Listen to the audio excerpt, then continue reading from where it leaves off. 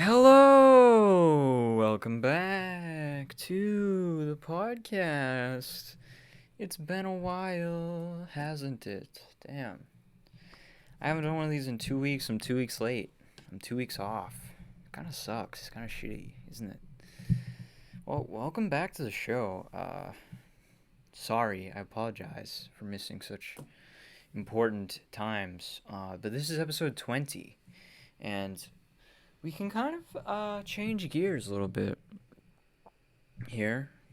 This episode is just me, just Madeline. Matt's Monday morning podcast that actually airs at night. I don't know if we'll go the full hour tonight, but there are just some theoretical, political things I want to talk about as usual. That's kind of what the show is about. So strap in. We're gonna be covering a lot of stuff. Depending on where my train of thought takes me and how the monologue proceeds. So, I basically want to start with just a quick ridicule of all of these. God, we have such bad discourses. We have such flawed ways of interpreting things. We are so in the dark, aren't we? We're so in the dark. We're so absolutely robbed of any kind of social, historical understanding of our world. And so many people are just lost in the sea of symbology and appearance and all of this surface level nonsense. And that's kind of going to be the theme of the show this week, folks. Because all of this shit, I can't believe, there's two things I can't believe that the online quote-unquote left has been getting into recently. And the first one is U.S. military and unipolarity and U.S. American hegemony apologia. And military-industrial complex. Leftists simping for the military-industrial complex. I don't understand why or how you as a leftist could arrive at that conclusion. And that clip of Vosh saying that stupid shit, I want to cover it on stream instead of just talking about it on the pod. But how is Vosh a leftist? Someone please explain to me how Vosh is a leftist when he's literally pro-imperialism. Like, I have one question. I got called a tanky. I didn't word myself well. I was in Demon Mama's live chat on a stream a week or two ago. I got called a tanky. I got called delusional, and all of their like. She has this mod named Comrade Cat Pernicus, and that person has got to be a DGGer or something. I don't understand how we could have somebody of this caliber in Demon Mama's live stream, since Demon Mama hates Destiny, and his whole community thinks that she's just this evil, sinful, quote-unquote bad for trans people, like, crazy person, basically. That's what they think of her. And yet, oh yeah, we have this DGG type person moderating the YouTube chat for some reason, calling me delusional. All the regular old DGG type nonsense. All the Destiny, you're mentally ill, you're IQ. They're making IQ jokes. Why, you as a leftist, why would you make an IQ joke? Are you kidding me? Like, here's the thing. It is cringy, and we are diverging a little bit off course with this little point, but it is cringy, and it is a problem, like cancel culture, blah, blah, blah, all that shit. There is a legitimate problem in that, and as relates to, like, Nietzschean concepts of ressentiment and bad conscience or slave morality and all these useful concepts, and the fact that it is neoliberal, and there are, with a lot of those types of people, there is a lot of nice racism, as you don't have to take it from me, as critiqued by Adolf Reed Jr., for example. And like, Ben Burgess wrote a book about cancel culture. Like, there's a legitimate critique and a legitimate dialogue that should be had on the left about those things. But here's the kicker.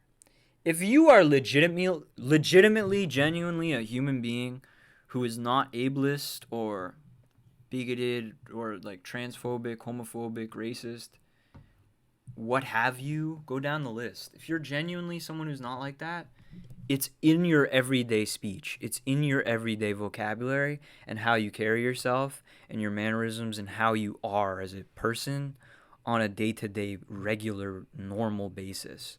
Like, if you're somebody who's genuinely not ableist, when you find people stupid or you disagree with them, you don't say that they're low IQ. You know what I mean?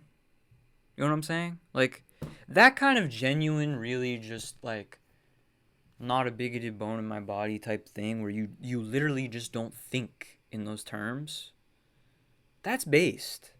We should bring more of that to the table.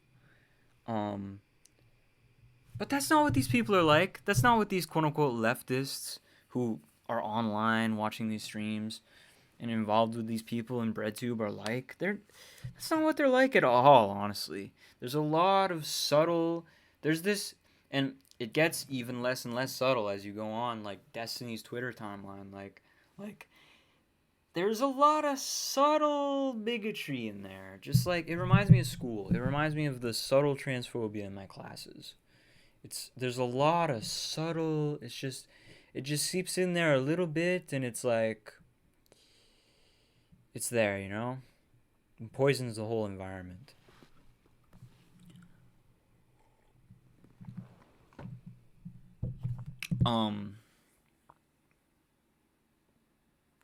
And I was in that live chat of Demon Mom, and I did word myself poorly because I said, like, I support of the anti-imperialist countries against American imperialism, which obviously means, like, in the actual conflicts, like in the wars that are happening, obviously I'm going to support a country that the U.S. military-industrial complex is attacking against that, because I think that would be Lenin's concept of revolutionary defeatism, quote unquote, which is basically like you root for your own military to lose an imperialist war, to support the proletariat of the other country and the proletariat in general, because like the poor are the people who fight the wars, and the rich are the people who decide to go to war. So it's, you know what I mean? Like, it's just proletarian internationalism. I was just having those basic takes, and I was getting dogpiled. Not that I minded. And I literally told them, I don't mind this. I can handle all of you in a debate. I will literally take on all of you at once in a debate with your stupid points and your dumb ways of thinking about it. And your stupid... Like, here's the thing. They think about it as if it's completely divorced.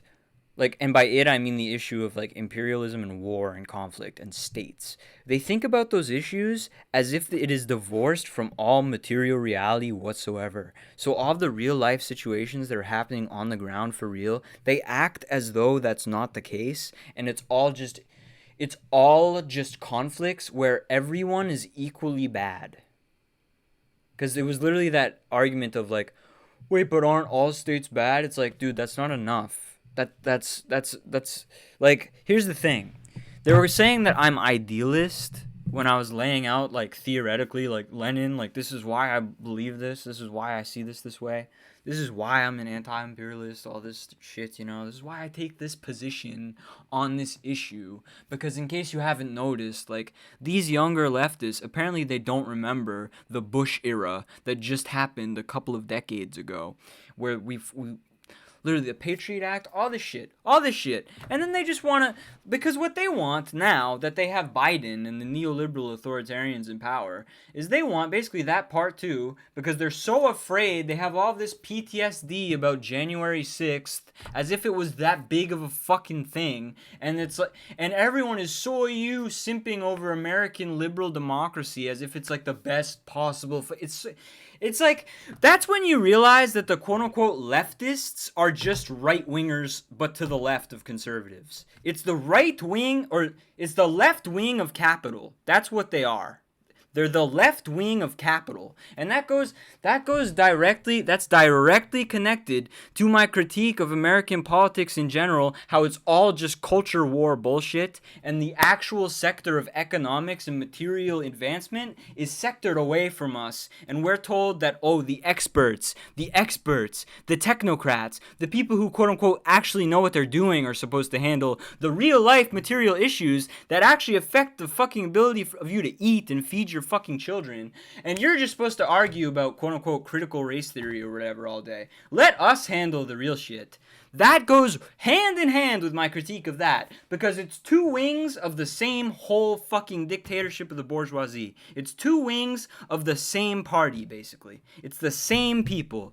It's the same people, slight margin of difference. Even slighter a margin of difference than I thought in my head, knowing, as I knowingly, without wanting to, but it's the last option we had, and I was in that, like, bread tube mindset where it's like, I'm afraid of the Trumpist authoritarianism. I'm afraid of that, so I have to vote Biden against that. But then what do we get? We get just authoritarianism, but it's blue this time. We're gonna raise all these budgets, we're gonna increase the state, the big state fucking authoritarian spying on you and shit. They're all spying on us, by the way. That didn't stop. Like, Patriot Act Part 2, that's what these people wanted. That's what they want, and I guarantee you, I'm not completely clear on the policy details right now, but they did increase some shit. So it's like, we are just in a trap in so many ways, you know what I mean? Like, the situation is unique, it's interesting, and it's horrible. It's unique, interesting, and horrible, you know? But Jesus Christ, I'm just giving you, I was in that chat and I was just giving common sense takes about, like, yeah, maybe we should oppose the U.S. military, maybe we should realize that the U.S. is the biggest threat terroristically to the fucking peoples and cultures and nations of the world. Maybe we should wake up and look at the fucking massive list of U.S. interventions and the fact that no other country in the fucking face of the earth has a record like that, foreign policy-wise, of us. Like, maybe wake up to the reality of the situation instead of just living in your idealism world where all states are equally bad, quote-unquote. Like, it's because everything's been reduced. That's literally a symptom of the way that these people think, with everything being reduced to an individual moral decision.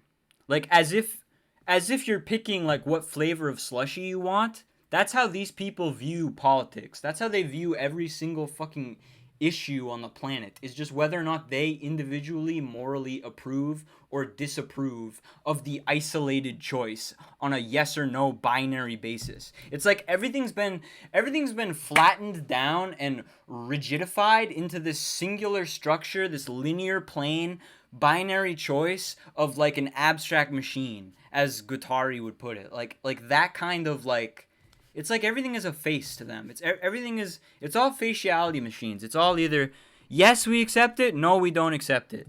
There's never any nuance or material, like, understanding or actually, like, analyzing a significant, specific, particular situation and coming to a material analysis of it. It's all in your mind, approval or disapproval, and then that's the end of the discussion. And if you diverge from their narrative, they put you in one of their villain boxes. If you diverge from their narrative, they call you a tanky, they call you a red fascist, they call you an apologist for dictatorships, they call you a genocide denier. They throw all of this shit at you. If you diverge from their narrative and you escape their naive, idealistic way of thinking and seeing the world, that's what they do.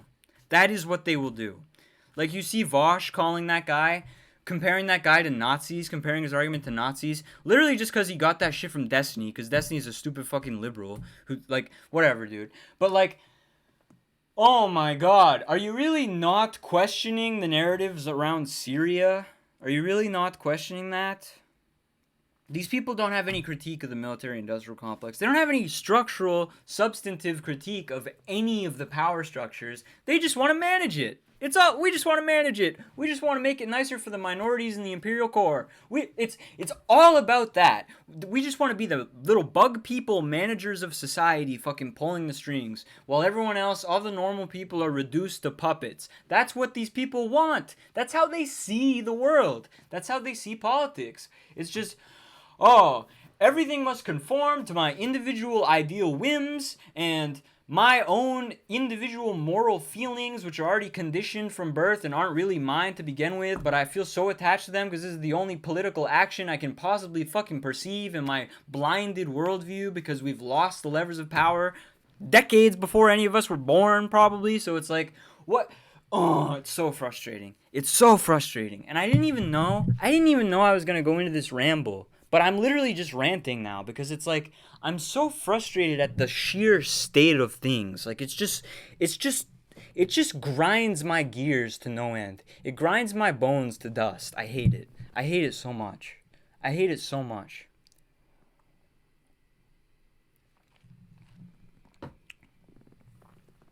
You get put in their villain box and they throw you away. They think, oh yes, you're delusional, you're crazy, you're not to be trusted, you're not to be listened to.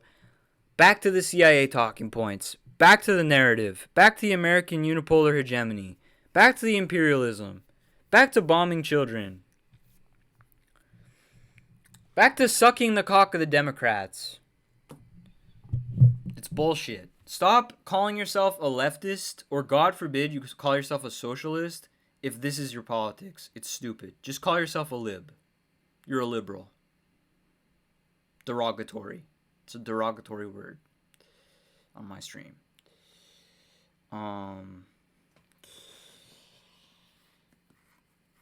There's that, and then there's the neo-pronoun thing. That's the other part. It's like, what? What? This is the left? These are leftists? Well, Destiny is like not, but that whole crowd of like, here's the thing you gotta understand. Pragmatism, schmagmatism, whatever, blah, blah, blah, all that bullshit. Whatever you want to say about, oh, you're being too idealistic. Dude, trust me. Living inside this moral vacuum where you just think, oh yes, all states are bad, devoid of all material context, is the pinnacle, the apex of idealism. That is the apex of idealism. That's what idealism actually means, philosophically. That's actually a good use of the term. Not just holding true to Leninist tenets, even if I'm not really a fucking tanky. If you want to call me a tanky for proletarian internationalism, I guess I'm a fucking tanky now. I'm not afraid of being labeled like that. I don't give a fuck. Go ahead. Go ahead and sling it at me. I don't give a shit, dude. Put me in your box. I don't care. Because here's the thing. We have to be that kind of people. Like, we have to be able to just be like, yeah, dude, fine. Because, here's the thing about it. If you have enemies, it's kind of not good to have enemies. Because that means that, like, you are actively, like, hating others like that. Like, just let them hate you and just, like, let it be. You know what I mean? Like, just like, float away with that. It's your problem, not mine. That's the mindset. That's the Sigma mindset that we need to have going forward. Because it's like, fuck all of these. Fuck all of them. Like, when I'm right, I know I'm right. Like, it's like, I don't need to be told and talked down to by people who probably were Nazis 6 months ago. Like, I'm sorry. Like, I just don't need, like, I've been interested in politics for years. Like, I've been following and learning about the history of all of it and like listening to all this shit for years. So it's like, I don't need to be lectured by some moderator on some stream that I'm being unpragmatic or some nonsense like that. Like, I'm sorry, it's just stupid. Like, it's just a bad critique. Like, you just don't know who you're dealing with. And I can't tell why people don't know who I am yet. I have 700 Twitter followers now. I'm growing. I have 300 YouTube subscribers now. There's like 100 people in my Discord. It's all growing. It's all uphill from here forever, like I've always been saying. So how the fuck do these people not already know who I am and like what I'm about? Like what is the issue? What is really the problem there? Like, why is it that BreadTube and all these places, it's like this big club and they all like, it seems like they all read this, they all get the same talking point and they all just parrot each other's opinion. Like, I don't understand where all these fucking people get the idea that the American military is somehow a force for good in the world. How the fuck do you get that? Where the hell do you get that idea from? That isn't a government agency. Like, what? Are you sure? Like, what? And I've heard people say that who aren't even Americans. They'll say that who aren't even Americans. What the fuck? Like, how is this the left? Like, I'm just so confused, and still, like, it's been 20 minutes I've been rambling on this point, but I'm so confused how that's a leftist position now. It's horrifying to me. Like, what? Really? It's no memory. People who live with no memory and no historical sense of belonging to time. There's no memory of what happened with the Bush administration or any of that. Like,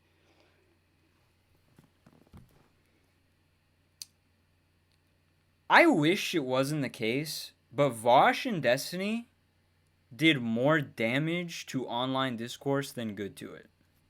They did more damage to online discourse than good to it. I wish that wasn't true, but it is true. Because, like, they're the reason why this shit is flying now.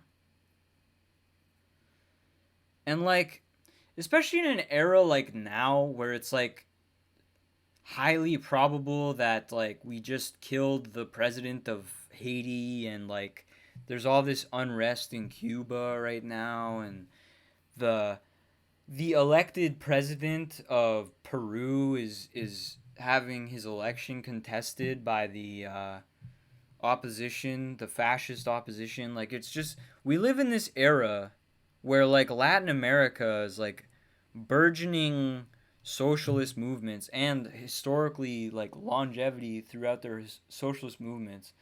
Our government and its allies are in cahoots trying to overthrow that entire system still. Like, that's a project that has continued since the 70s and the 60s with Allende in Chile.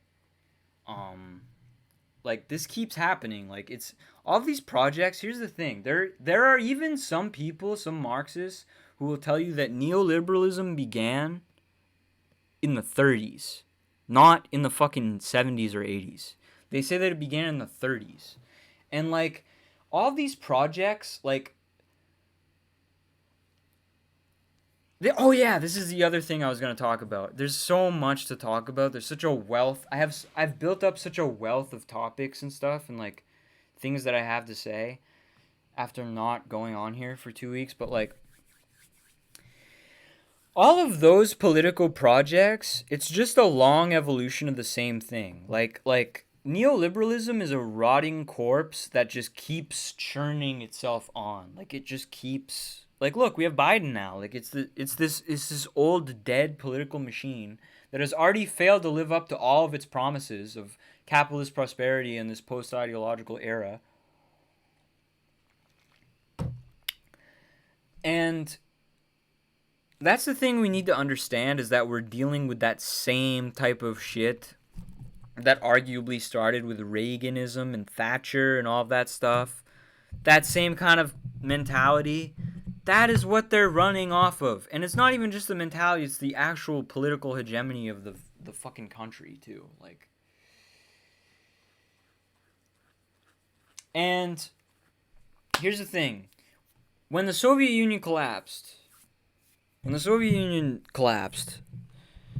think it was George Bush Sr. He got up in front of a bunch of people and he said some shit about communism has been defeated and now we don't need to worry about ideology We're now living in the post-ideological era where there's no longer any debate about what system is better. But here's the thing. And then after he said that, and then Fukuyama, that dumbass guy, went on Charlie Rose and he said all that shit about, yes, the end of history is here. Liberal democratic capitalism is proven to be the ideal system for human flourishing to happen under. Even though nobody on the ground actually living in it actually fucking feels that way. Like, and that guy has actually, like, detracted his end of history bullshit by now. And apparently Fukuyama was a Bernie guy in 2016 or 20, whichever one. So even he smelt his own bullshit, you know what I mean? But, like, here's the thing. After all of that was declared as, like, yes, we are historically, objectively proven to be the right system, everyone now thinks with this vulgar empiricist worldview as if you can just technocratically trust the experts and the institutions of power, the hegemony, as Gramsci actually outlines, to just tell you the truth. Like, people basically think that what institutions and what experts and technocrats and that kind of, and here's the thing, technocracy doesn't mean government by machines. Technocracy means like an oligarchy of the elite. It means government by the experts. It means managerialism. That's what it means. It means people, it's a fundamentally anti-democratic structure of governance. It's basically where you have some kind of quote-unquote meritocracy where all of the people who are, like, experts in all of these fields will basically just govern and control the world. Like the people who are pulling the levers of power are all, like, institutional, like, elite academic types. You know what I mean? Like, professional managerial types. And that's kind of like the way that the government and the culture here, that's the thing about Gramsci's analysis, is that's how cultural hegemony maintains itself, through these material institutional structures of power. Okay? So if you, like, my lens of Marxism trends more towards that, and especially going into Foucault, because it's like all of these carceral systems. It's like I took abolish the prisons and abolish the police seriously. Like I was thinking that before it became a hashtag. Like you know what I mean? Like, we need to be critical of the fucking institutions of power if we're radicals at all. Like, what else does that mean, you know? But after the quote-unquote end of ideology and the end of history was declared, that's now the popular mainstreamed lens of looking at the world, is that kind of vulgar empiricist, technocratic, expert humping, cock-sucking, institutionalized nonsense, right? So, but what people don't understand about that is if you see the world like that, like what the experts and what the institutions of power tell you is just objective truth, that is literally the pinnacle, the peak of being an ideology. You are so deep in ideology, you've hit the fucking ocean floor. That's what ideology is. Like, when you actually go into theorists and, like, listen to them talk about it, like Slavoj Žižek, that's what he's good for. He's good for that kind of critique. Like that kind of, like, exposing to people that what you think is just the objective truth of the world is literally just an ideological, symbolic belief that you inherited from a structure of power. That's what's good about Žižek. That's what he's good at. Like, that's the fundamental thing that people don't understand, is all of the rhetoric about post-ideology and all of that, it's bullshit. If you see the world in that way, you are the ideological one. And that's just the case, you know? Like, that's what it is. That's what cultural hegemony is. Like, that's the whole... Because the whole continental philosophy, like, the deepest insight, or one of them that you can achieve into, like social, cultural, material analysis, is the fact that there is no singular, preordained, holy, God-given objectivity at all. That's the key. That's like the deepest, like, and it's not just this vulgar nihilism. It's literally like a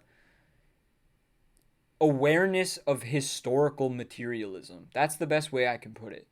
It's just an awareness of the fact that we live in a world with a history, and not all of the cultures and societies of the world have developed to be the same and have the same interpretation of reality around us, because human subjectivity is dynamic and fluid and variable and very, very fucking malleable and universally fluid. That's my concept for it. Any kind of universality that people want to draw out that isn't out of a particular situation that you can then say, like, there's the universal aspect of this.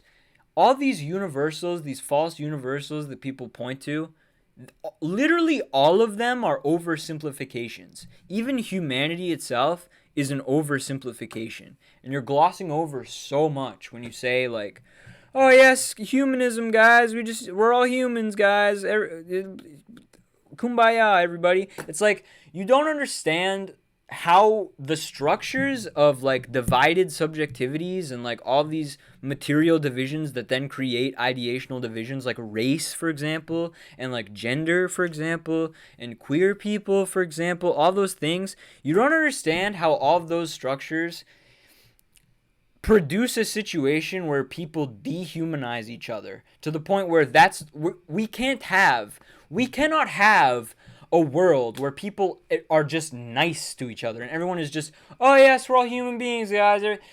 Precisely because of those divisions. Like, you would literally have to, like, materially ameliorate the actual real inequalities of lifestyles between people in order to achieve that, because people dehumanize each other all the time because of these structures, these identity structures, as people like to say. Like it's just like all of the, and that's the thing about the, like, for each according to his ability, to each according to his need. Where that quote originally comes from of Marx, he was making a criticism of someone else who was saying that was, like, a model for a, like, political society. Marx was basically saying, like, we can't just do that right now because that's not how capitalism works. You know what I mean? Like, that's where that quote originally comes from. He was criticizing utopians and basically saying, like, we will never reach a world that functions according to the principle of from each according to his ability to each according to his need under this system. And that's the thing that people need to understand about capitalism, is it is literally a world global political economic system. It's not when people do private enterprise, it's not private ownership of the means of production and just that. It's a fucking system, dude. It's a stage of history. It's a system and it's a stage of history. If you actually take historical materialism seriously.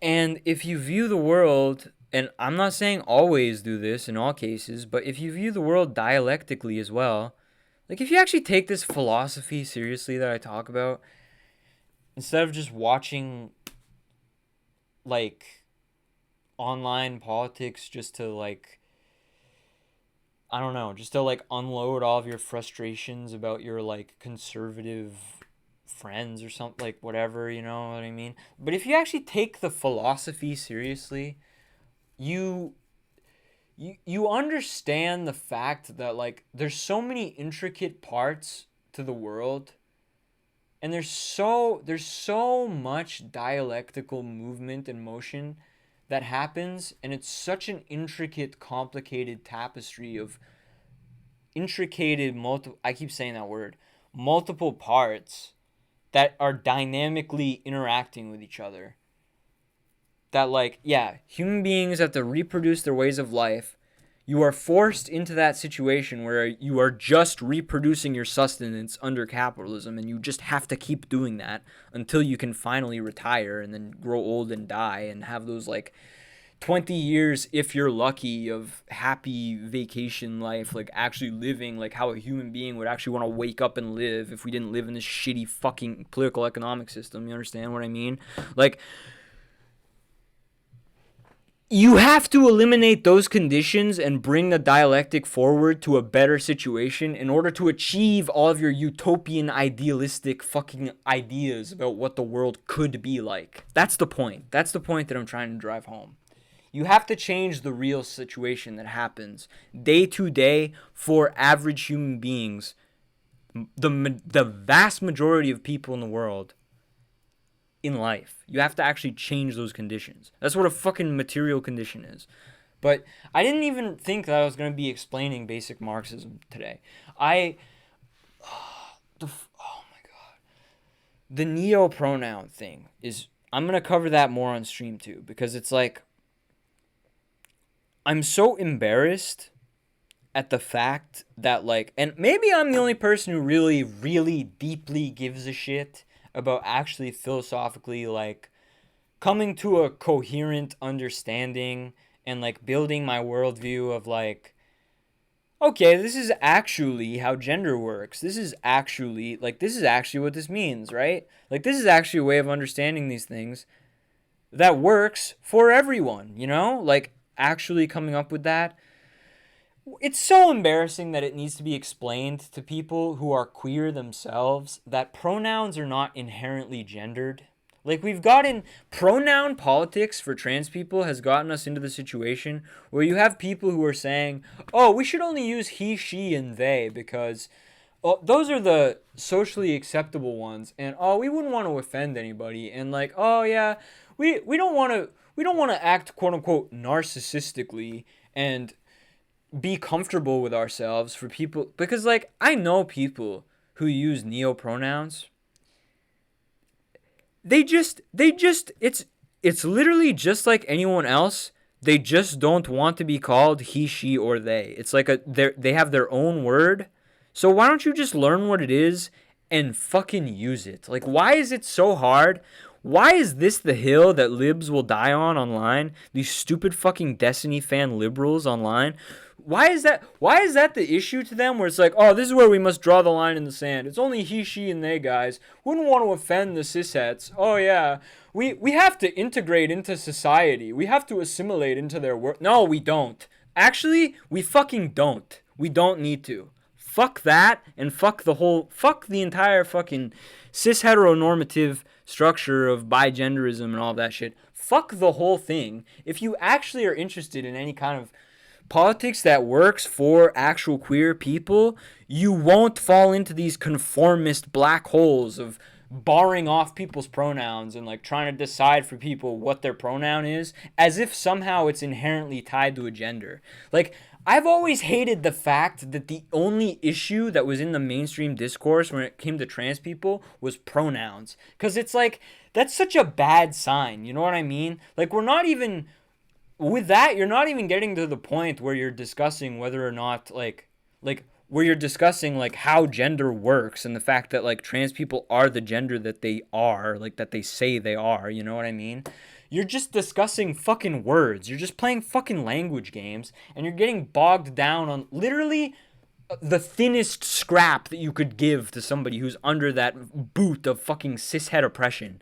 Of fucking, oh yeah, maybe we'll call you she just as a concession to you. Like that, you see that fundamentally unequal narcissistic relationship that gets played out with us to other people like that, where it's like they feel like giving us the slightest of fucking human equal decency to us because we are equally human beings and we do have our own subjectivity that is not inherently lesser than the fucking majority people who are just totally fucking brainwashed and subsumed by these black hole subjectivities. Like, oh my god, like, the barest minimum, they act like they made you a fucking Christmas feast. They give you the barest scrap of the minimum fucking modicum of decency. They act like it's a fucking celebration to you that they'll say one word. You know what I mean? Like, that's the situation we're in. Like, people, I will keep saying this probably till the day I die.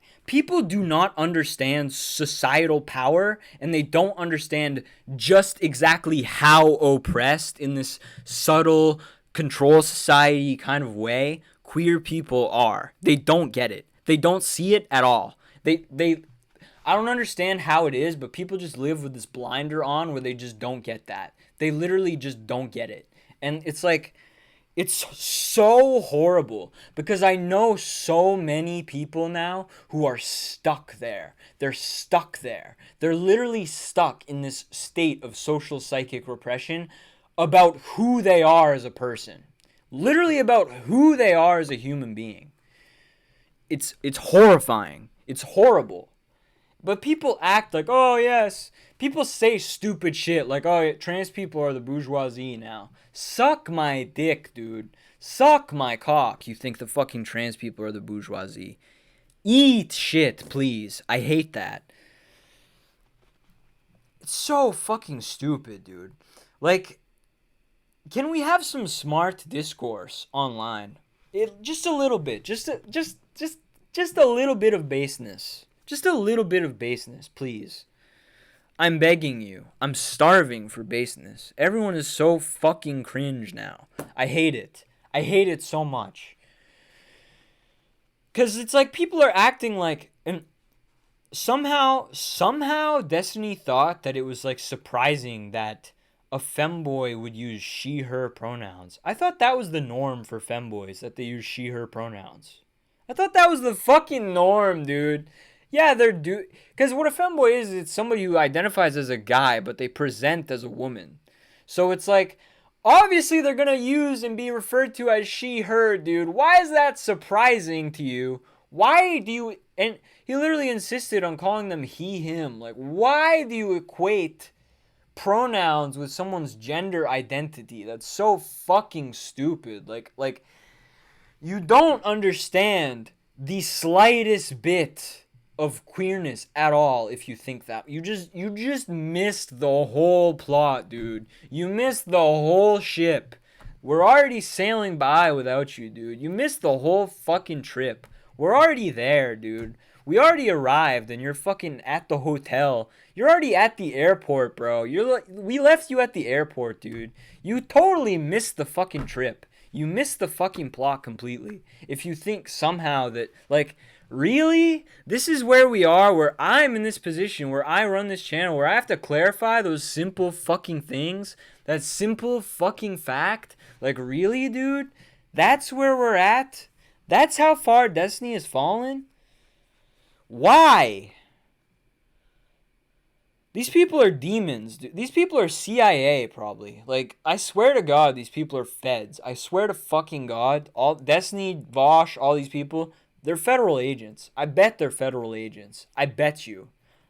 Like, if there was going to be like a bet, like people pooling money together, like, oh yes, which of these bread tubers are feds? Destiny, I would put all of my money on Destiny. I would say Destiny, I would say Vosh. Destiny, Vosh, and I would say Dylan Burns, probably. Dylan and Sanzal, maybe.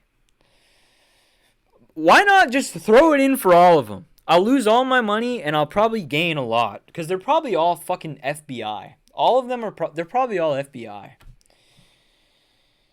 It's so stupid, dude. I don't even want to waste too much time on that. But it's like, my whole Twitter timeline was a bunch of Destiny fucking... And all of his Destiny-oids, all of his fucking DGG liberal-oid, fucking marketoid people, all of his fucking stupid cringy orbiters.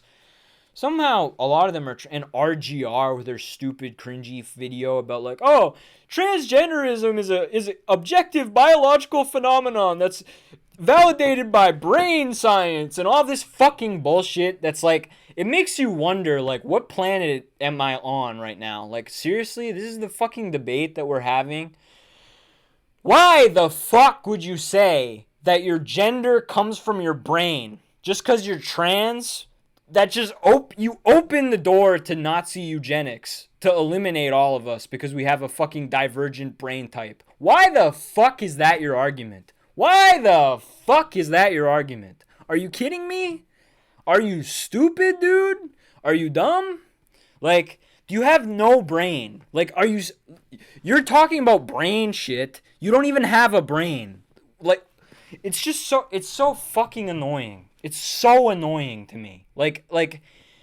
And Ashley Frawley said something interesting about this. She said, because it was so amazing to me when I found this clip, because I'm like, wow, like this woman actually, she literally just gets on like camera and gets in front of microphones and she just says my thoughts like that I'm already thinking. And it's like, what the fuck? Like, how does she know what's in my head? Like she just goes on and she's just based. Like she said something like, there are people, because she likes to talk about that whole like Christopher Lasch kind of critique of our postmodern era where it's like tradition is dead and we live in this like post-meaning era where it's like everything is basically like up to you. But she views that as a good thing. Like she thinks that all of those old, and Marx thought the same thing, by the way, all of those old categories like gender and all of those fucking old categories should be called into question, and they are called into question by the progressive forces of history connected to the progressive end of capitalism. Like historical development trends in the direction of all of those antiquated structures of meaning fading away and dying and being abolished and being replaced by better shit. Like that is the whole point. That's if you have any kind of progressive lens of history, it should be that basically. Like the death of tradition is good because tradition was always dead. That's what Nietzsche actually meant by the death of God, by the way. It wasn't some prophecy of like, oh, soy you, everyone's an atheist now. Oh, they're retreating to. Well, he did mean that we would retreat to other gods and like reproduce the structure and in this system of like belief and non-belief. But what he was saying more was that like, the death of God is a joke. It's a comedy because God was already dead the whole time. Like we killed a dead guy. That's what he meant. And Deleuze and Guattari, that's their interpretation of it. And I've been told by people that they were basically correct. Like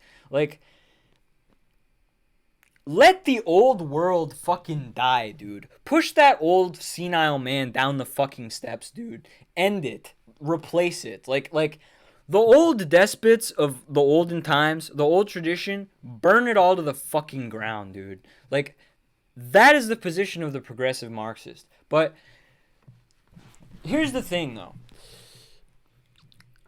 She said, we live in this time where all of these old meaning structures that used to just, like, it used to be like you got given a guidebook of, like, this is how you are supposed to live your life in this old like sovereign society, like these old like sovereign structures of control, you know what I mean? Or power, actually, not control. But now we live in this time where it's like it's basically your choice. But we have all these arguments about like gay people like quote unquote being quote unquote born this way and all of this shit, and like trans people trying to say that they're quote unquote trapped in the wrong bodies and all of this shit. And I hate that idea, which I'll go into more in a future video. But like, if you've watched my content by now, you probably kind of understand why I would disagree with that. But like, she was basically saying like, we don't want it to feel like it's our choice.